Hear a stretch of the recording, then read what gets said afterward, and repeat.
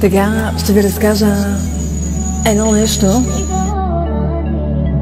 което може да ме накара да се замислите. Всеки един човек има приятел, всеки един човек има половинка до себе си, всеки един човек има семейство. Едни имат, други нямат. Всеки един човек е живял нещо огромно в живота. Всеки един човек е преживял нещо много лошо. Няма такъв човек, който да не е усетил болката, който да не е разбрал болката. Имаме своите много щастливи мигове, имаме и такива падения, които не можем да ги забравим. Защото живота е такъв. Всеки един съм сигурна, че казва: защо на мене?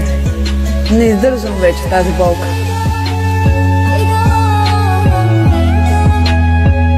Всеки един е застанал пред този въпрос, със сигурност. Но разбира се, няма отговор. Няма отговор, защото живота е такъв. Живота е лош, гаден, суров. Има и още много неща. Но въпреки това, не можеш да се откажеш. Продължаваш. Падаш, ставаш и продължаваш.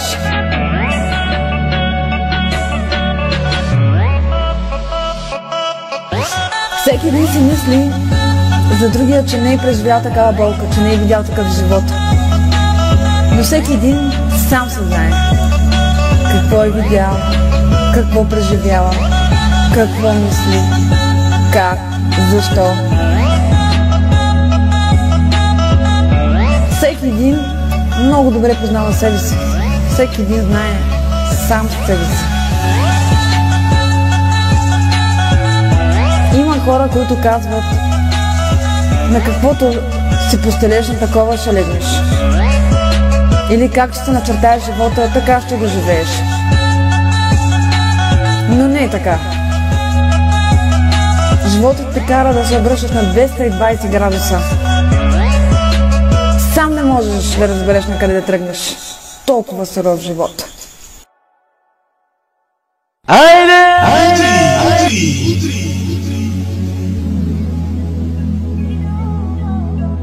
Но както казах по-рано, живота е такъв.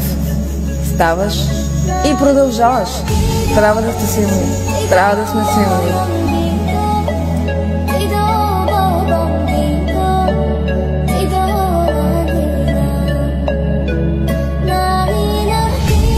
Казва, че на този свят трябва да се двуличен. Не трябва. Трябва да си ти, трябва да си истински.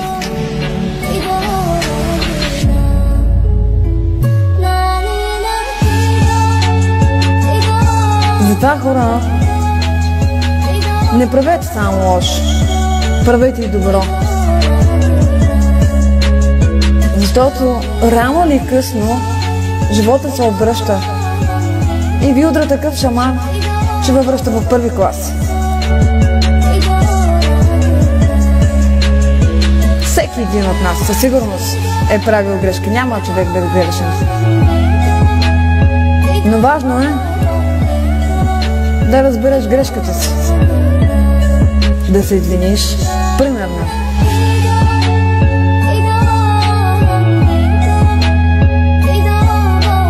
И да започнеш нещо ново с добро.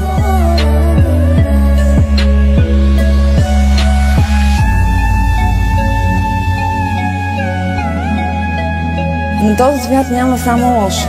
Има и хубави моменти, със сигурност. Затова не дейте да помните лошото, а доброто. Падаш, ставаш и продължаваш напред. Това е живота.